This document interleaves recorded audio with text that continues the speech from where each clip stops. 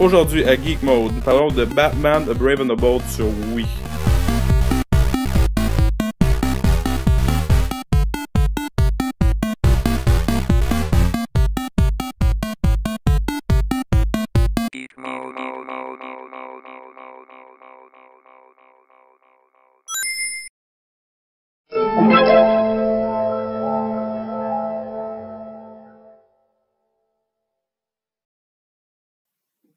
Bonjour tout le monde, bienvenue à un nouvel épisode de Geek Mode. Je suis Michael et je suis accompagné de Solo et Bob.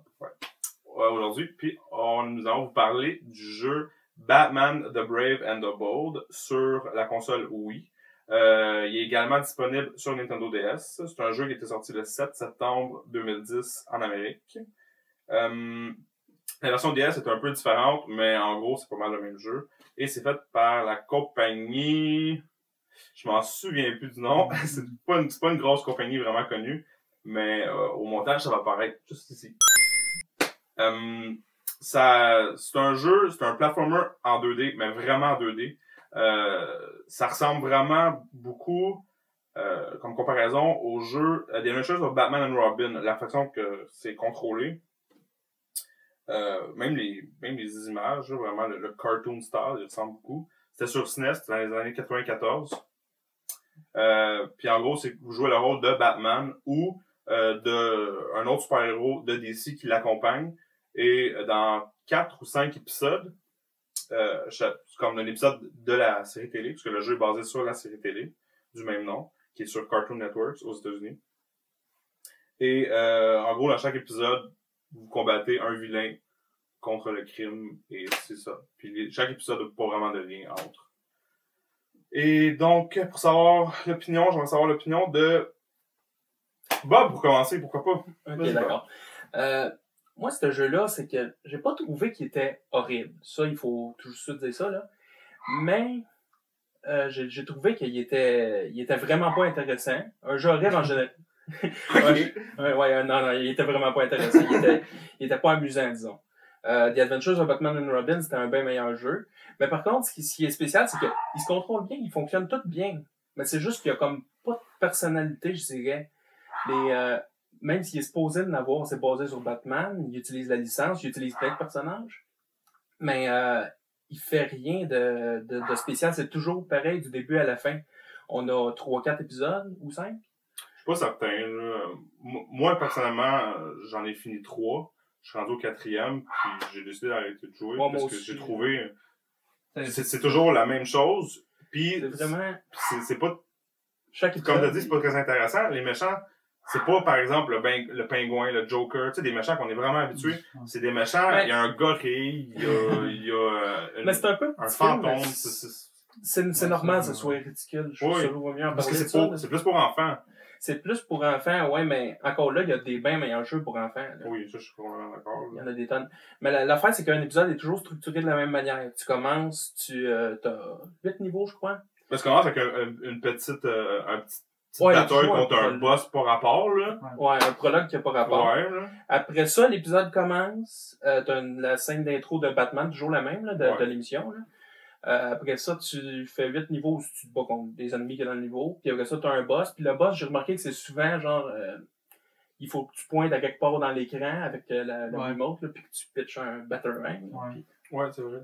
C'est vraiment nouveau. C'est la même formule tout le long. Pas de variation. C'est ça. Moi, j'ai écouté des épisodes de Batman The Brave and the Bold. Ça m'intéresse quand même, parce que je suis un fan pas peu de Batman.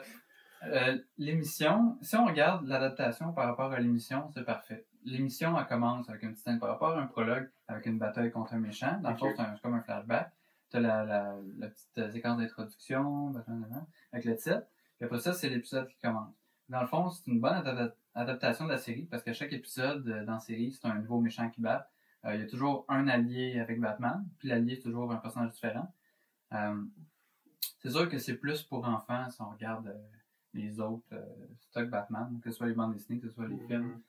Le jeu, il fait bien pour être une représentation de la série. Ce qu'il y a de fun avec la série, puis le jeu aussi peut-être, c'est que ça fait découvrir beaucoup l'univers des DC Comics. À chaque épisode, on découvre un nouveau personnage. Pour moi qui est un fan de DC, je trouve ça le fun, parce que ça c'est comme un fanfiction, je veux dire. Tu ouais. vois une petite histoire avec un super-héros, puis ils sont tous là, ils apparaissent tous après un autre épisode, puis t'as toujours des caméos, t'as toujours... C'est le fun. C'est le fun pour les jeunes, parce que ça fait découvrir l'univers d'ici. Oui. Ça, c'est le fun. Cependant, c'est que moi, personnellement, là, les héros de DC, à part Batman, Superman, les big, là, ceux dans le jeu, là, j'ai trop vraiment pas ils ont ça. pas... Mais c'est pas... sont mais c'est vraiment pas juste parce qu'ils sont pas en tant que tels, c'est parce qu'ils sont plus... Cette série-là est plus pour enfants, moins sérieuse, disons. C'est comme une caricature du comic. C'est drôle, c'est bien, mais c'est pas... c'est vraiment juste une introduction au super-héros. C'est comme s'il aurait essayé de prendre Batman, que c'est un super-héros populaire, qui aurait dit, OK, ben, quelle façon qu'on peut faire que les enfants vont aimer les super-héros? Quelle façon qu'on peut les pousser à aller... Donc là, ils ont sorti la série avec Batman comme tête d'affiche. Puis là, ils ont essayé de rentrer tous les autres petits super-héros en dessous. Mais par rapport au jeu, le jeu en tant que tel, le jeu, d'avoir des épisodes séparés comme ça, c'est vraiment mauvais. Parce que ce que ça fait, c'est que il y a rien... T'as pas de longue histoire, t'es pas accroché à... Ça aurait été meilleur. Ça aurait été une bonne histoire. Un long épisode. Parce qu'ils ont fait... Parce que le jeu est pas long, là. Très court. Un épisode, c'est 45 minutes, 1 heure, tout dépendant. Parce que, moi, je l'ai fait en 45 minutes, mais le jeu est tellement mal fait. Un enfant fera pas ça, parce que on s'entend que c'est leur public cible. Mais moi, rendu après le 2e épisode, j'ai commencé à aller vraiment dépasser les ennemis, pas les battre, puis tu peux, à 3/4 du temps, finir quelques-uns qu'il faut absolument. Ouais, t'as des endroits que t'as pas le choix.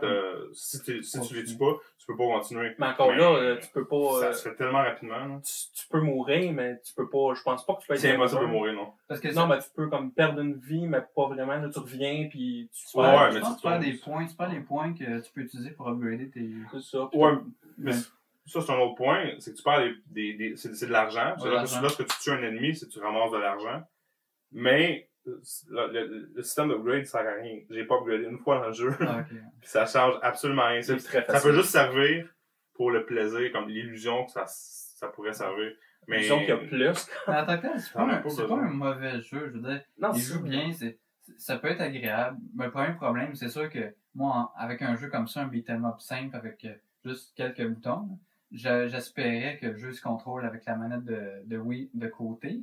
Comme un jeu old school. Sauf qu'il utilise le nunchuck, c'est un gros problème parce que ça va tellement mal pour un genre 2D d'avoir deux manettes. Je suis pas d'accord avec toi. Moi, le contrôle, j'ai eu aucun problème, ça m'a surpris. En général, j'ai des problèmes seulement quand il faut utiliser la Wiimote, vraiment, qu'il faut pointer, qu'il faut faire du motion, puis il n'y en avait pas dans celle-là.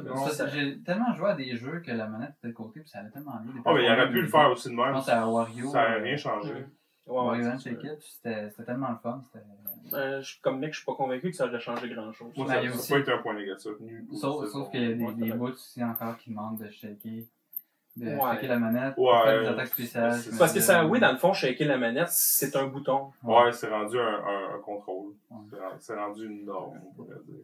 Mais si on regarde les autres beat'em up qui peuvent avoir qui sont disponibles, qui peuvent être plus le fun. Mais c'est sûr que moi je pense tout de suite à Castle Crashers, qui coûte $15, c'est Grosse Avocate, qui est plus long, qui est plus varié, qui est le fun, qui a beaucoup de rejouabilité avec des personnages débloquables. Tandis que là, on se retrouve avec un jeu à $50. Mais si tu penses, par contre, $50 sur Wii, c'est sûr. Qui est court. Si tu penses au fait que, par exemple, que c'est pour enfants, Castle Crashers, c'est un style enfant, mais c'est pas complètement pour enfants, disons. Je pense que c'est pas un enfant de 5 ans, pas vraiment l'âge.